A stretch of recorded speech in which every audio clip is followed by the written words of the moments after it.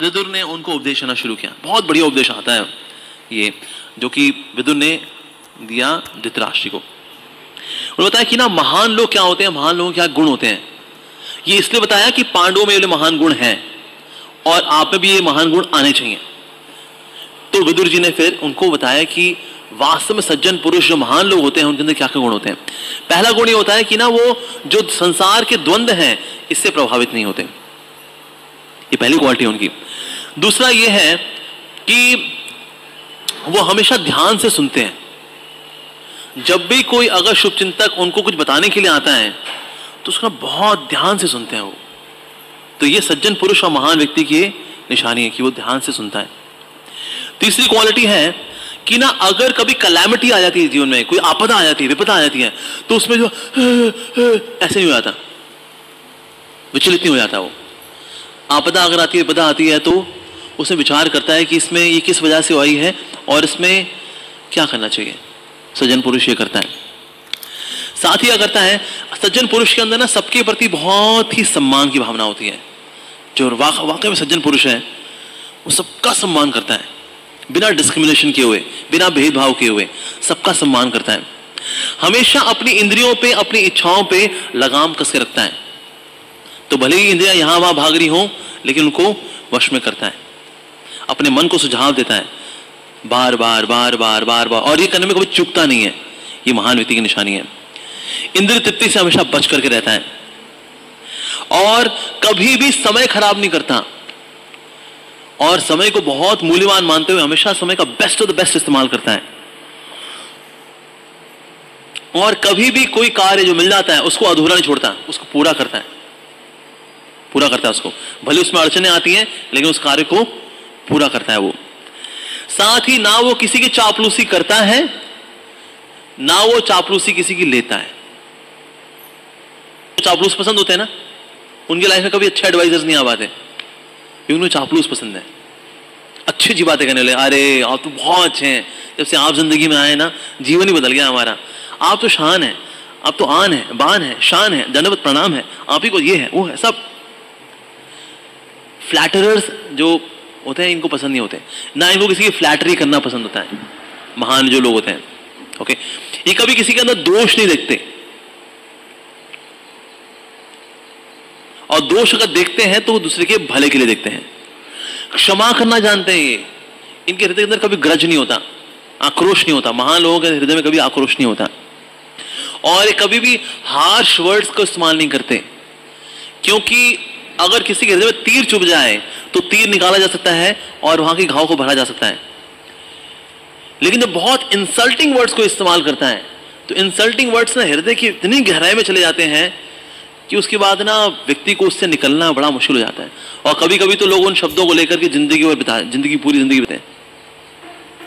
तो इसीलिए कभी सज्जन पुरुष को कठोर शब्द बोलने पड़ते हैं तो हमेशा सामने वाले की चिंता में बोलने चाहिए उसको, और कभी बोलने ही पड़ते हैं तो इसीलिए चिंता क्या करेगी, चिंता ऐसे कार्य करेगी। मान लीजिए कोई सर्जन है, जब किसी का उपचार कर रहा है तो फोड़े को ठीक करके चक्कू को निकाल लेता है, ऐसा।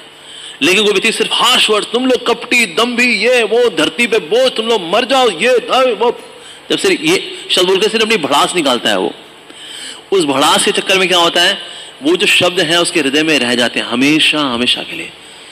क्या मुझे याद है उस वक्त आपने क्या शब्द बोले थे मेरे लिए, मुझे याद है। कितने साल हो गए? 36 साल। 36 साल। आज भी वो अंगारे लेके जी रहा हूं मैं, ऐसा। तो दैट फेज, इसीलिए हार्श शब्दों का इस्तेमाल नहीं करना चाहिए, ऐसा। हालांकि ये बात जिसकी ईगो बहुत हाई होती है उसको तो मुलायम शब्द भी चुभ जाते हैं उसको, कि प्यार से बात को समझा दी जाए ना तो भी चुभ जाते। मेरे में दोष देखा आपने, मेरे में दोष देखा आपने। आपको पता है मैं गुरु से उतरा हूं, मैं गुरु वृंदावन में मंजरी था, मैं अवतरित हुआ हूं संसार कल्याण करने के लिए। मेरे में कोई दोष नहीं है, और मेरे में दोष देख रहे हैं आप, मैं दोष देख रहे हैं आप ना। लेकिन जो बहुत ईगो सेंसिटिव होता है वो तो खैर कभी दुखी होंगे। हालांकि गुरु का काम यह है दोष देखना, प्रभुपाद जी बोला करते थे, the job of guru is to find faults in the disciple. The job of guru is to always disagree from the disciple. गुरु का कार्य ऐसा है कि वो डिसएग्री करेंगे. ऐसा होता है, मेरे साथ ऐसा कई बार हुआ है महाराज के साथ ना. महाराज मुझे बोलेंगे अमोल तुमको और जगह पे जाना चाहिए प्रीचिंग करने के लिए, सिर्फ द्वारका में नहीं रहना चाहिए, तुमको और जगह जाना चाहिए. जी जी महाराज. महाराज तो मैं महाराज जब अगली बार आए तो मैंने कहा महाराज मैं यहाँ भी गया, मैं वहां भी गया, मैं यहाँ भी गया, वहां भी गया. मैंने कहा तुमको द्वारका में रहना चाहिए, you should stay in Dwarka as well. जी महाराज मैं द्वारका में रहता हूँ 90%. महाराज नहीं तुमको और जगह जाना चाहिए, you should go to Gurgaon as well. जी महाराज वो जब इनवाइट करेंगे तो महाराज मैं जाऊंगा. ना जो इनवाइट नहीं भी करे तो भी जाऊं. जी महाराज. Disagree and that's a job of guru. और गुरु काम का दोष निकालना. ये तो आप गुरुजन हैं, प्रशंसा करते हैं कि उनको पता है डिसाइपल्स का बहुत बुरा हाल है, लेकिन अदरवाइज प्रभुपाद जी की तरह अगर डील करें ना आजकल हमारे गुरुजन भाग जाएंगे. हम लोग एक्चुअली हमारी बिसात नहीं हम लोगों की. बहुत कच्चे लोग हैं हम लोग, बहुत अच्छे लोग. But yes generally speaking in our friendship, in our relationships, generally speaking हमें कठोर शब्दों का इस्तेमाल नहीं करना चाहिए. ज्यादातर जो मैंने देखा है, जब कभी पति पत्नी भी अगर आकर हमारे आते हैं काउंसलिंग के लिए आते हैं, ज्यादातर ये होता है उनके अंदर कि इन्होंने उस वक्त ये कहा था, इससे ये उस वक्त मेरे से ये बोली थी, ये शब्द बोले थे, इसने नहीं भूल सकता मैं उन शब्दों को. तो सामान्य तौर पे जो है हमें हार्श वर्ड्स का इस्तेमाल नहीं करना चाहिए. जो सज्जन पुरुष होते हैं, महान होते हैं, ऐसे लोग थे. और कभी अगर सुपीरियर को किसी सबऑर्डिनेट के प्रति कठोर शब्दों का इस्तेमाल करना पड़े, उसमें चिंता होनी चाहिए, उसमें शिक्षा होनी चाहिए. उसकी वजह से फिर वो जो शब्द हैं फिर वो व्यक्ति को चुभते हैं, ये उसका इलाज करते हैं. पर भड़ास निकालने के लिए कि मेरे अंदर आक्रोश और बलावा इकट्ठा होगा, उल्टी करने के लिए ना, नहीं करना चाहिए. जब हम ऐसा करेंगे हमारे संबंध खराब हो जाएंगे. देखना आप संबंध खराब हो जाएंगे. तो दैट मीन्स ये महान लोगों के व्यक्तित्व ये होता है. तो इसलिए बता रहे विदुर कि ये क्वालिटीज पांडवों में हैं और आप में भी ये क्वालिटीज आनी चाहिए. Hare Krishna. Spirituality is the need of the soul. आत्मा की जरूरत है स्पिरिचुअलिटी. अब देखिए हम बॉडी के लिए कितना कुछ करते हैं. हम स्कूल जाते हैं, कॉलेज जाते हैं, नौकरी करते हैं, पैसा कमाते हैं. Why? For the body.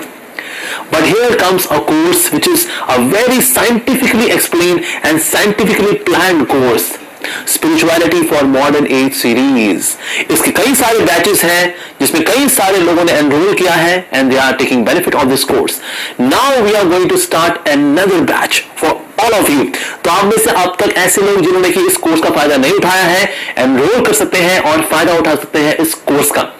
So please description box में जाइए और वहां पर भी, ताकि आप इस फ्री ऑफ कॉस्ट कोर्स का लाभ उठा सकें. So see you there. Hare Krishna.